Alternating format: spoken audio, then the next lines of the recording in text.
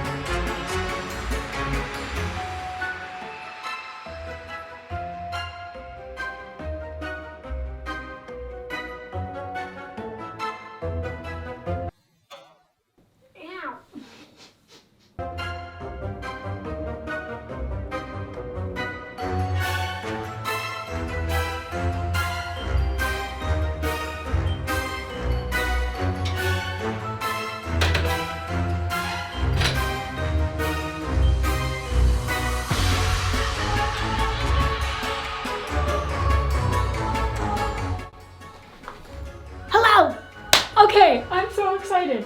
You guys can't see this as well as I can. I got my overhead, I got my curtain lightings going, and you can see it, obviously. Like I'm having a good time right now. I also have normal lightings on me as well, but it's way more vibrant in person, way more vibrant.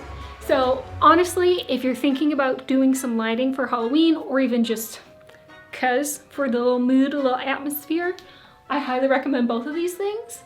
I will go ahead and leave the link down in the description to them because I really do highly recommend them. And they weren't that much at all. I don't remember exactly how much, so I'll put the cost in some text here. So the light bulbs were this much and the rope light was this much. So this was so easy to put up. I used a little bit of electrical tape for my curtain just to secure the power cord, but other than that, ridiculously easy. You just stick it to the wall or to your trim like I did, whatever you gotta do. But this is amazing. I'm gonna go have some fun. I'm gonna go edit this video, and I'll see you guys tomorrow, and we'll start spookifying the place with like some spider webs and whatnot, okay? All right, bye.